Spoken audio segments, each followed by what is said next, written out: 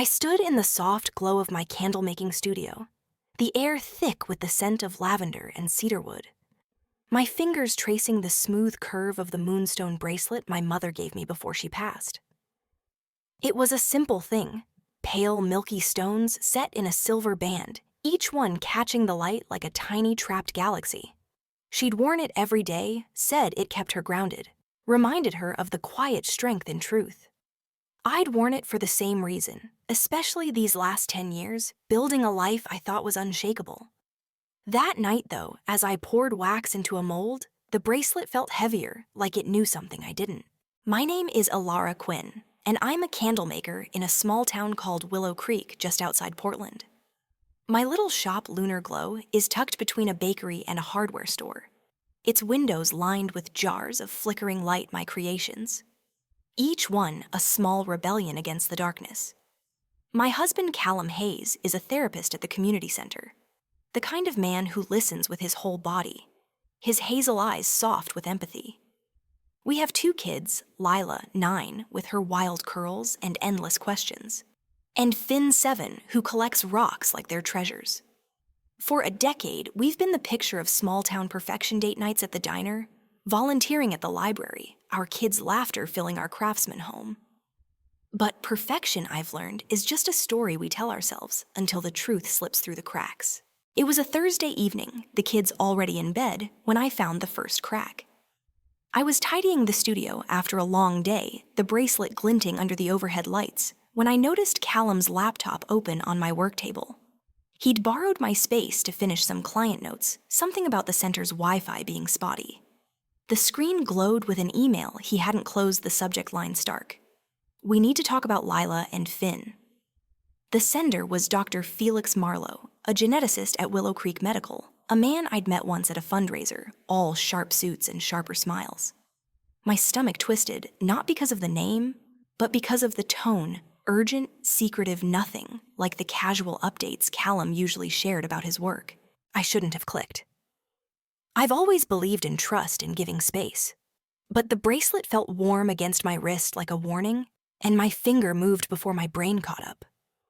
The email was short, clinical, Callum. The results are conclusive. Neither child carries your markers. We need to discuss next steps before Alara finds out. Discretion is critical. My breath caught sharp and cold like I'd swallowed ice. Markers, children. The words spun, refusing to settle. I read it again, then a third time each pass, carving a deeper hole in my chest. Callum, my Callum, who'd held my hand through 2 pregnancies, who'd cried with me when Lila was born, who'd taught Finn to ride a bike. What was this? I closed the laptop, my hand shaking the moonstone bracelet, catching the light as if mocking my naivety. I wanted to storm upstairs, wake him, demand answers. But something stopped me, maybe the weight of 10 years, maybe the fear of what I'd hear. Instead, I sat in the dark, the studio's warmth fading, and let the questions pile up like wax strippings. Why would Callum be talking to a geneticist about our kids? What did neither child carries your markers mean? And why the secrecy, the insistence on keeping me in the dark? The next morning, I played my part pancakes for the kids, a kiss for Callum as he headed to the center. Busy day, I asked, my voice steady, despite the storm inside. He smiled his usual warm grin and said, "Just the usual chaos.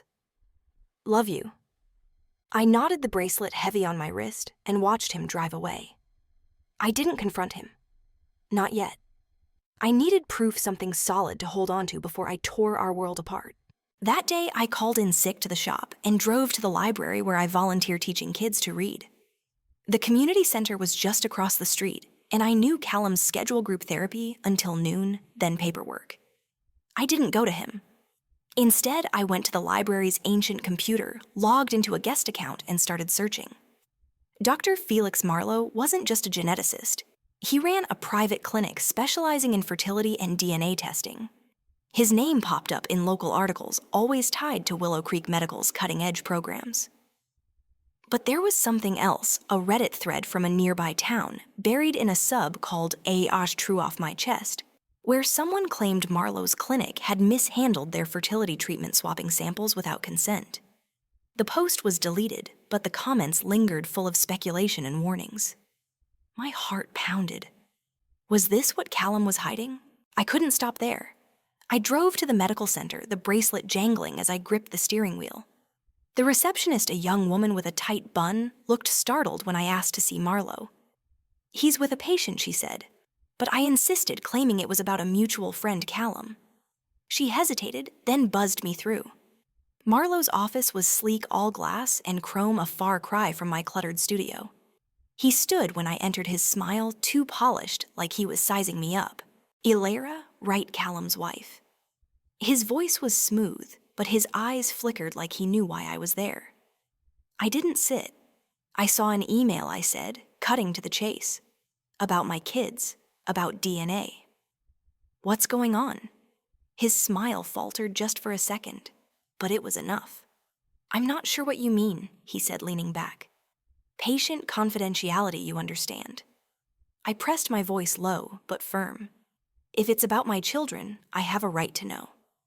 He didn't answer, just watched me, and in that silence, I felt the weight of the moonstone bracelet urging me to keep pushing. I left without answers, but with a plan. That night, after Callum fell asleep, I slipped into the studio and ordered a DNA test kit online, using hair from Lila's brush, Finn's toothbrush, and a strand from Callum's comb. I didn't know what I was looking for, but I knew I couldn't trust the man I'd built my life with, not until I had the truth. The bracelet stayed on my wrist, a reminder of my mother's words. "Truth doesn't hide forever, Ilara. It waits for you to find it." As I sealed the test kit envelope, my phone buzzed. A text from an unknown number. "Stop digging, Ilara. Some truths hurt more than they heal." My blood ran cold. Whoever sent it knew my name, knew what I was chasing. But the moonstone bracelet gleamed in the dim light, and I knew I couldn't stop. Not now. Not when the truth about my family, my real family, was at stake. The anonymous text haunted me for days, a digital ghost that wouldn't let go. "Stop digging, Ilara. Some truths hurt more than they heal." I kept my phone face down on the counter of Lunar Glow, its screen a silent accusation, as I poured wax into jars, the moonstone bracelet catching the flicker of my work lamp. I hadn't told Callum about the text or the DNA test kit I'd sent off. I couldn't not when every smile he gave me felt like a mask, not when I was starting to question whether the man I loved was someone I'd ever really known. It was a foggy Monday morning, a week after I'd mailed the DNA samples, when I decided I couldn't wait in silence anymore. Willow Creek's community center was buzzing with its usual chaos yoga classes, kids' art workshops, Callum's therapy groups. But I wasn't there for him. I was looking for Nora Blake, the librarian who ran the reading program with me. Nora was a quiet force, her dark eyes always scanning the room, like she could read people as easily as books. She'd lost her sister to a medical mix-up years ago, a story she'd shared over coffee one night, her voice steady but raw. If anyone could help me navigate this mess without judgment, it was her. I found her in the library's back room sorting donated paperbacks. The air smelled of old pages and dust, a comfort I clung to as I clutched the moonstone bracelet for courage. "Nora." I started, my voice barely above a whisper. "I need to talk. Somewhere private." She glanced up, her braids swinging as she nodded, leading me to a corner where the kids' storytime beanbags were stacked. I spilled it all, the email from Dr. Marlowe, the DNA test, the threatening text. I didn't mention Callum's name, not yet, but Nora's face tightened as I spoke, like she was piecing together a puzzle I hadn't solved. "Ilara, that text isn't just a warning. It's a power play," she said, her voice low. "Someone's scared you're getting close to something big. Have you checked Callum's laptop again?" I shook my head. The thought of snooping further felt like crossing a line I couldn't uncross. Nora leaned forward, her eyes fierce. "If this is about your kids, you don't owe anyone privacy. You owe Lila and Finn the truth." Her words hit like a spark to kindling. That night, after tucking the kids into bed, Lila with her sketchbook, Finn clutching a shiny pebble he'd found by the creek, I waited until Callum was asleep. His laptop was in his office, a small room off our living room cluttered with client files and self-help books. The moonstone bracelet felt like a pulse against my wrist as I opened the laptop, the glow of the screen harsh in the dark. I didn't know what I was looking for, but I started with his email searching for Marlowe's name. There were dozens of messages, most marked confidential, stretching back 2 years. My heart sank as I read fragments, phrases like discrepancy in records, client consent forms, and alternative donor protocols. One email dated 6 months ago stopped me cold. Callum, the families can't know. It's not just about you, it's the whole program. Marlowe, the whole program. What program? My mind raced, picturing Willow Creek Medical's fertility clinic, the place where we'd gone through 2 grueling rounds of IVF to conceive Lila, then Finn. Callum had been there every step, holding my hand through the injections, the waiting, the tears when the first round failed. Had that all been a lie, I dug deeper, finding a folder labeled WCMC Records buried in his cloud drive. Inside were scanned documents, consent forms, lab reports, all with names redacted, but dates matching our IVF cycles. One note scrawled in Marlowe's sharp handwriting read, "Donor substitution authorized per client request. Genetic risk mitigated. Client request, I'd never requested anything but a chance to build a family with the man I loved." I was still staring at the screen when I heard a creak behind me. Callum stood in the doorway, his silhouette framed by the hallway light. "Alara, what are you doing?" His voice was calm, but there was an edge like a blade wrapped in velvet. I froze, the bracelet heavy, grounding me. "I could ask you the same thing," I said, turning the laptop toward him. "What's this about Callum?" "Our kids' donors." "Why are you talking to Marlowe behind my back?" He didn't flinch, but his eyes darted to the screen, then back to me. "You're blowing this out of proportion," he said, stepping closer. "It's just work stuff, confidential client data. You know I can't talk about it." I stood, my voice shaking but firm. "Don't lie to me. This is about Lila and Finn. The email said they don't carry your markers."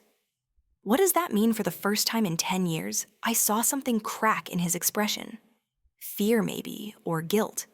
"Ilara, you need to trust me. This isn't what you think." "Then tell me what it is," I snapped louder than I meant. The house was quiet, but I felt the weight of Lila and Finn sleeping upstairs, their innocence hanging in the balance. Callum sighed, running a hand through his hair. "I can't. Not yet. But I promise I did it to protect us." Protect us. The words felt hollow, like a candle burned down to nothing. Before I could press him, my phone buzzed again. Another text, same unknown number. "You're not the only one looking. Be careful who you trust." I didn't sleep that night. The next day, I called Nora and asked her to meet me at the diner, a small place called Maggie's, where the coffee was strong and the booths were private. She brought someone with her, Vanessa Thorne, a former nurse at Willow Creek Medical, who'd quit under mysterious circumstances a year ago. Vanessa was all sharp angles, her blonde hair pulled back tight, her eyes wary but kind. "Nora told me you're asking about Marlowe," she said, sliding into the booth. "I worked with him. He's not just a geneticist, he's a deal maker. The fertility clinic. It's a front for something bigger." Bigger? How I asked, my fingers tightening around the moonstone bracelet. Vanessa leaned in, her voice barely audible over the diner's jukebox. They were running a program matching donors to clients without full consent. Callum was involved, Alara. He wasn't just a patient. He was helping Marlowe screen families flag genetic risks. They called it optimizing outcomes, but it was about control, not care. My stomach churned. Callum, my husband, the man who'd taught our kids to name constellations, was part of this? "Why would he do that?" I whispered. Vanessa's eyes softened. "Some people get sucked in by the promise of doing good. Others by power. I don't know which one Callum is, but I kept records, patient files, emails, proof of what they did. I can share them, but you need to be ready for what you'll find." She slid a USB drive across the table, small and unassuming, like the bracelet on my wrist. I took it, feeling its weight, knowing it held answers that could shatter everything. As I drove home, the fog thicker than ever, the moonstone bracelet seemed to hum with my mother's voice. Truth doesn't hide forever. But the truth was starting to feel like a labyrinth, And I wasn't sure who was at the center, Callum Marlowe or someone else entirely. All I knew was that I was in too deep to turn back, and the USB drive in my pocket was about to light the way or burn it all down. The USB drive sat on my work table at Lunar Glow, next to a half-finished lavender candle, its weight heavier than the moonstone bracelet on my wrist. Vanessa's words echoed in my head. You need to be ready for what you'll find. I wasn't ready, not really, but the anonymous texts, the cryptic emails, and Callum's half-truths had left me no choice. I was Alara Quinn, a candle maker, a mother, a woman who'd built a life on what I thought was solid ground. Now that ground was crumbling, and the only way forward was through the truth, no matter how much it hurt. It was late, the kids asleep, the house quiet, except for the soft hum of Willow Creek outside.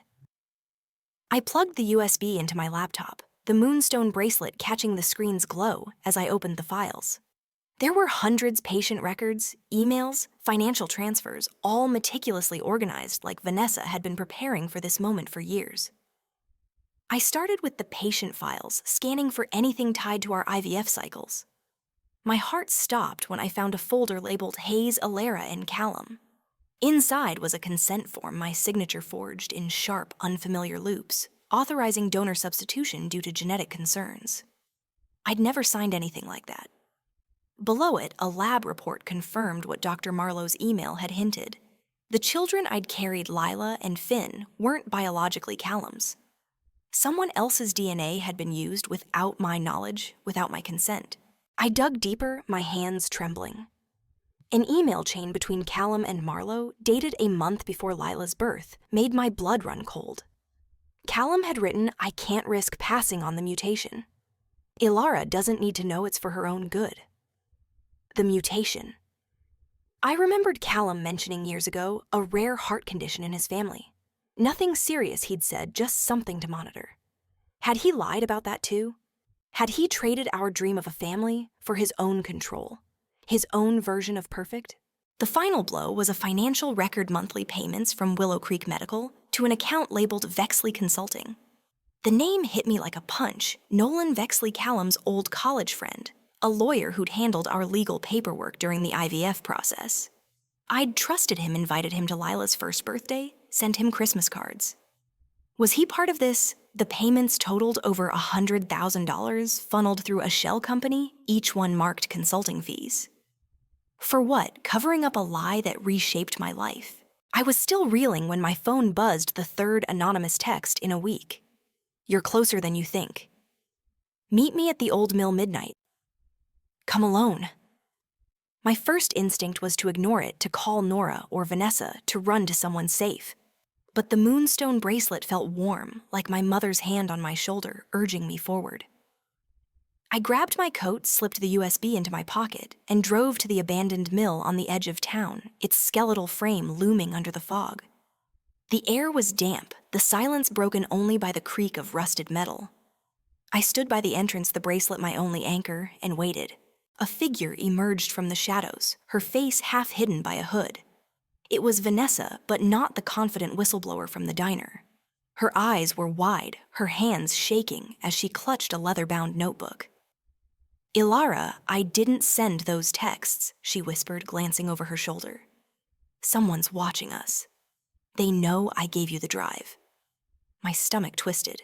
Who I asked, my voice barely steady. She hesitated, then handed me the notebook. Look at the last page. It's not just Callum and Marlowe. There's someone else pulling the strings. I flipped to the last page, my fingers clumsy in the cold. A name was scrawled in Vanessa's tight handwriting, Cassandra Doyle. My breath caught. Cassandra was the director of Willow Creek Medical's fertility clinic, a woman I'd met during our IVF treatments. She'd been kind, reassuring, always offering tea and a smile.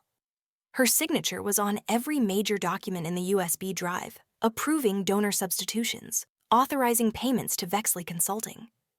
Vanessa's voice dropped lower. Cassandra's been running this for years. She's not just a bureaucrat, she's the architect. Callum and Marlowe are her pawns. Before I could process it, headlights flashed across the mill and Vanessa grabbed my arm. Go, now. They're here. I didn't ask who they could be, anyone. I ran the notebook clutched to my chest, the moonstone bracelet jangling as I stumbled through the dark. Back home, I locked the door, my heart pounding, and opened the notebook again. It was Vanessa's diary of sorts, detailing years of overheard conversations, secret meetings families lied to. One entry stopped me. Cassandra told Callum he was doing the right thing for Alara. Said she'd never forgive him if their kids inherited his condition. He believed her. Callum hadn't just betrayed me, he'd been manipulated, convinced he was protecting me. It didn't excuse him, but it cracked open a new layer of pain, a new question. Was he a villain or a victim? The next morning, I called Nora and asked her to watch the kids.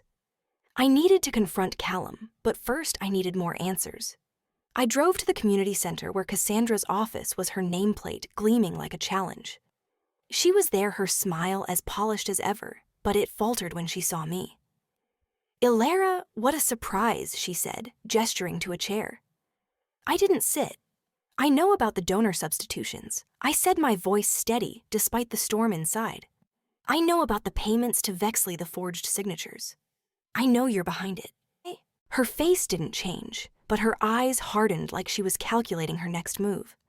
"You're upset," she said, her tone infuriatingly calm. "But you don't understand the full picture. We were helping families, ensuring healthy children, protecting futures. Callum wanted that for you." I gripped the moonstone bracelet, its weight grounding me. "You don't get to decide my future," I snapped. "Or my children's." She leaned forward, her voice low. "Be careful, Alara. You're not the only one with something to lose." I left her words ringing in my ears, but I wasn't alone anymore. That afternoon, I met Nora and Vanessa at Maggie's diner again, the USB and notebook spread between us. Nora's eyes blazed as she read Vanessa's entries. "We need to go public," she said. "There's a group online, families from the clinic sharing stories on Reddit. They're calling it the Willow Creek scandal. We can connect with them, build a case." Vanessa nodded, but her hands shook. "It's risky. Cassandra has connections, lawyers, donors. She'll fight dirty." I looked at them, two women who'd become my lifeline, and felt a spark of something new, not just anger, but purpose. "Then we fight smarter," I said. That night, I sat in my studio, the moonstone bracelet gleaming as I poured wax, the act grounding me as I planned my next move. The truth was a labyrinth, but I was no longer lost in it. I had Nora, Vanessa, and a growing network of families ready to stand together. Callum's lies, Cassandra's schemes, they'd built a house of cards, and I was ready to pull it down. But first, I needed to face my husband, to hear his truth, whatever it was. The bracelet felt heavier, but not with dread, with resolve. The moonstone bracelet felt like a heartbeat against my wrist as I stood in the kitchen, the glow of Lunar Glow's candles seeping through the open door to my studio. It was Saturday, the kids at a sleepover, with Nora's niece leaving the house too quiet, too full of space for the confrontation I'd been avoiding. Callum was due home any minute, and tonight I'd face him. Not as his wife, not as the mother of his children, but as Ilara Quinn, a woman who'd uncovered a truth too big to bury. The USB drive and Vanessa's notebook sat on the counter, a silent jury, while the anonymous texts burned in my memory. "Be careful who you trust." I was done being careful. Callum walked in, his therapist's calm plastered on, but his eyes betrayed him, wary, like he knew the air had shifted. "Ilara, you okay?" he asked, setting his bag down. I didn't answer right away. Instead, I slid the notebook across the counter, opened the page with Cassandra Doyle's name. "Read it," I said. My voice steady, the moonstone bracelet catching the light like a beacon. He hesitated, then picked it up, his face paling as he scanned Vanessa's handwriting. "Where did you get this?" he whispered, his voice cracking. "Does it matter?" I said, stepping closer. "You lied, Callum, about Lila and Finn, about the IVF. You let Cassandra and Marlowe swap donors, forge my signature, and you never told me." "Why?" His jaw tightened, but he didn't look away. "I was protecting you," he said, the same tired excuse from before. "My family has a heart condition, arrhythmogenic cardiomyopathy. It's rare, but it killed my dad. I couldn't let our kids carry that risk. Cassandra said it was the only way. I laughed, a sharp, bitter sound that surprised me. Protecting me by taking away my choice. By building our family on a lie, I pulled out the USB drive, holding it up like evidence in a courtroom. I have everything, emails, payments to Nolan Vexley, proof you were part of their scheme. You weren't just a patient, Callum. You were in on it.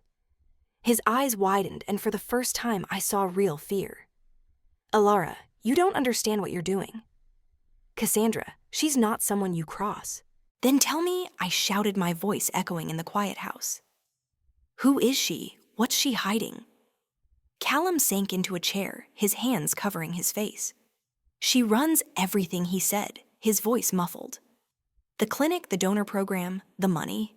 She's got people in her pocket, lawyers, board members, even cops. I didn't want to be part of it, but once I was in, I couldn't get out. She made it clear if I told you she'd ruin us. The kids, your shop, everything. I gripped the moonstone bracelet, my mother's voice whispering through it. Truth doesn't hide forever. But the truth wasn't just about Callum anymore. It was about Cassandra, about a system that preyed on families' dreams, about a lie that stretched far beyond our home. I'm not afraid of her, I said, though my heart pounded. I'm going public. Nora and Vanessa are already connecting with other families. We're not alone. Callum's head snapped up.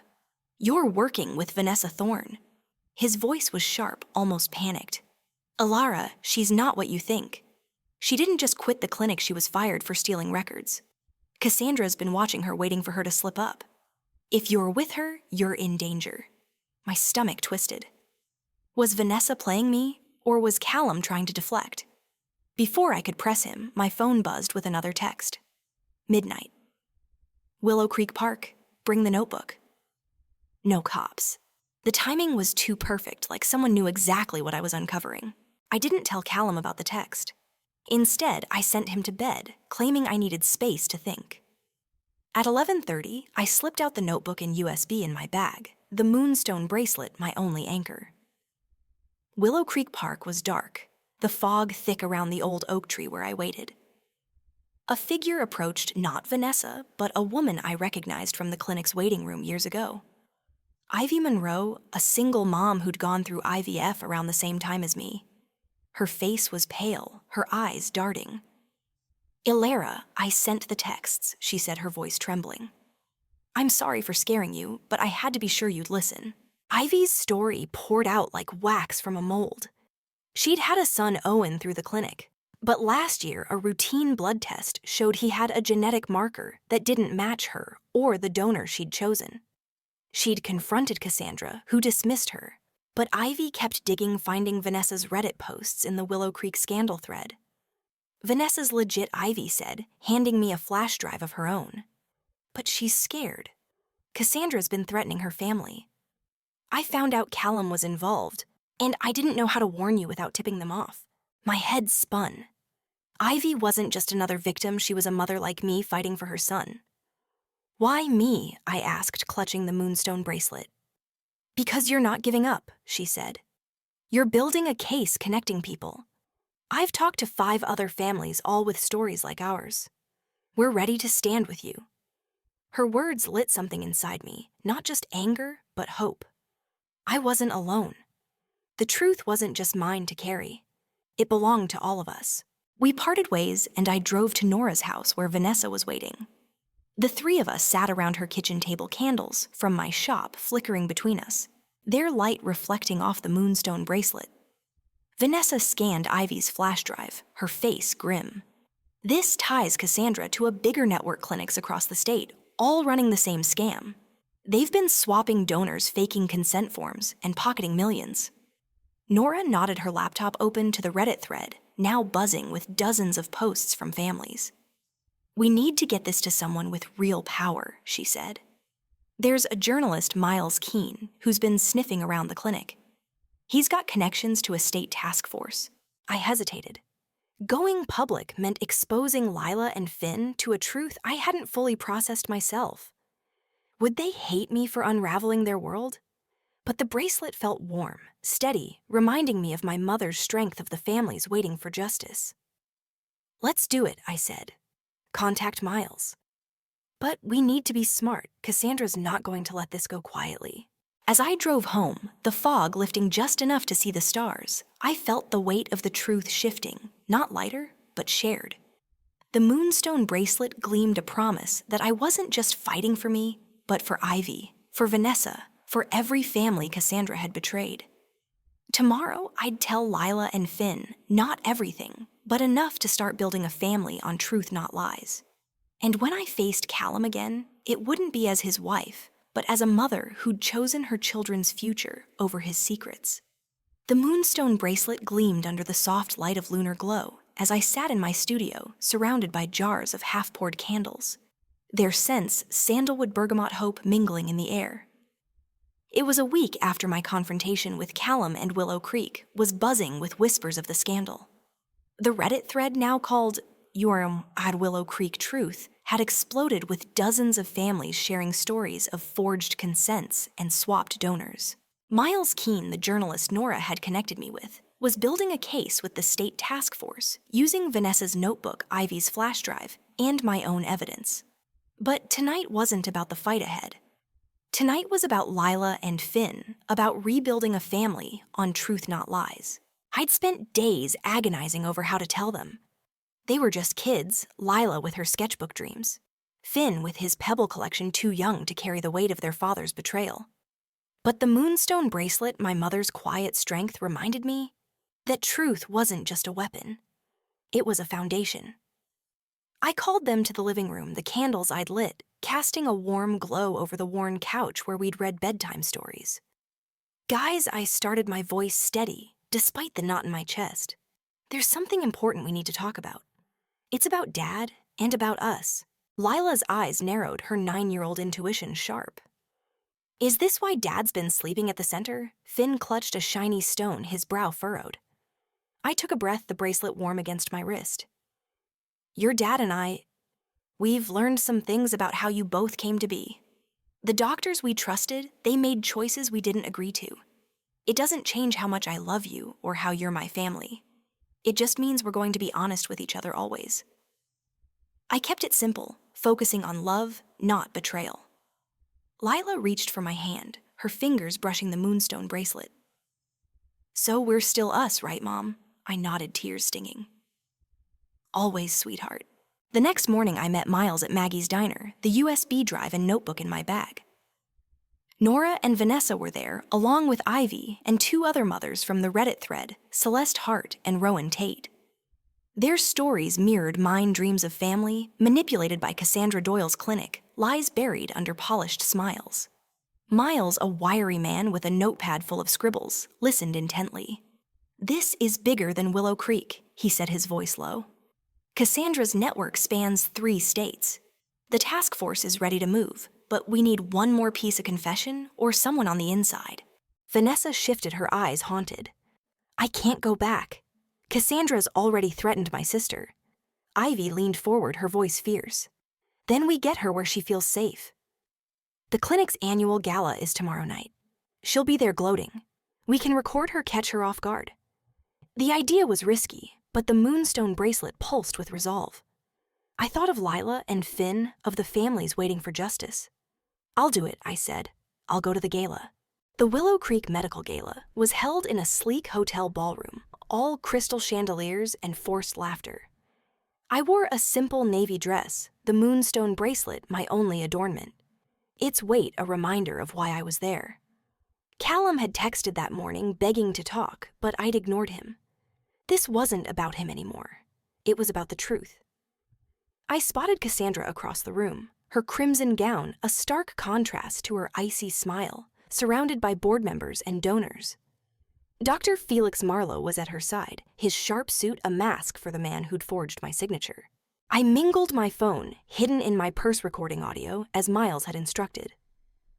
Nora had hacked into the gala's guest list to get me in, and Vanessa had slipped me a list of questions to bait Cassandra.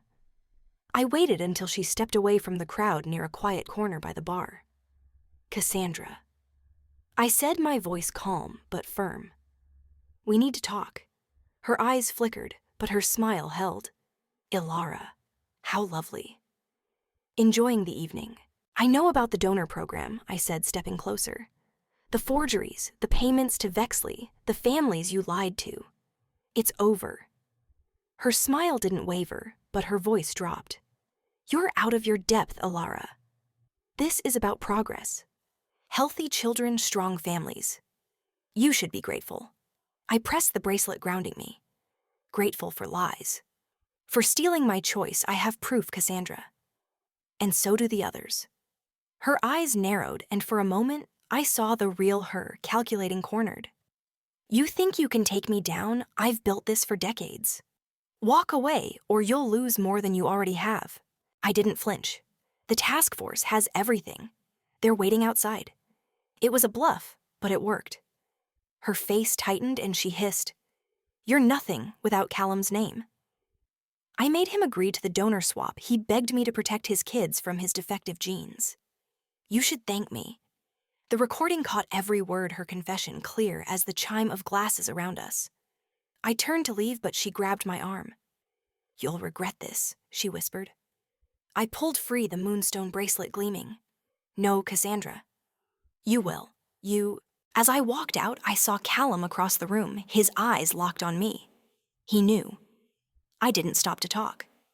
Outside, I handed the recording to Miles, who was waiting with a task force agent. This is enough, he said, his voice grim. They're moving in now. I watched from the parking lot as officers entered the ballroom, the crowd parting like water. Cassandra's face, pale and furious, flashed in the doorway as they led her away.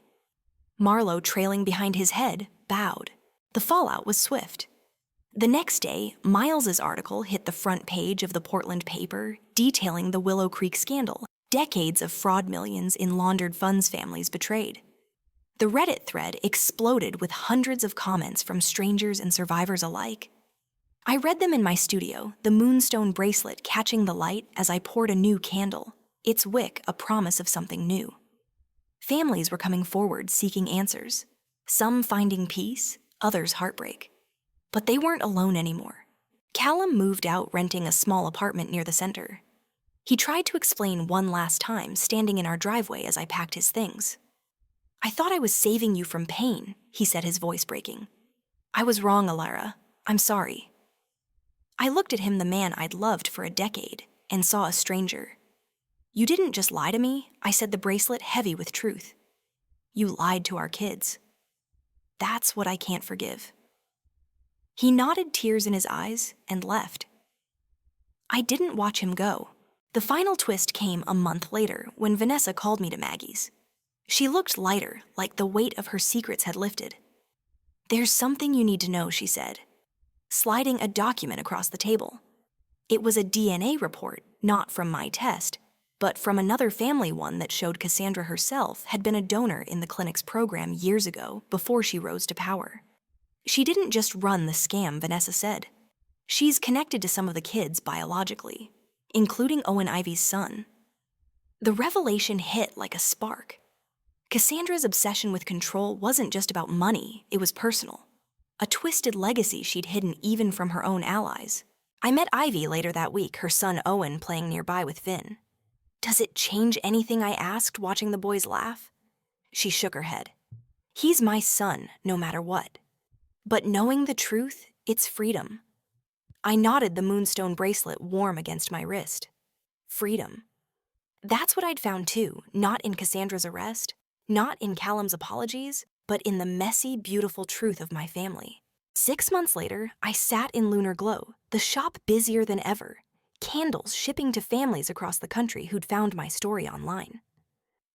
Lila and Finn were helping Lila, designing labels, Finn sorting wicks. Nora, Vanessa, and Ivy were there too, planning a support group for Willow Creek families. The bracelet, my mother's gift, rested on my wrist, its stones catching the light like stars. I wasn't just a Lara Quinn candlemaker anymore. I was a mother, a fighter, a piece of a community that turned pain into power. The truth hadn't been easy, but it had rebuilt us stronger, realer ours.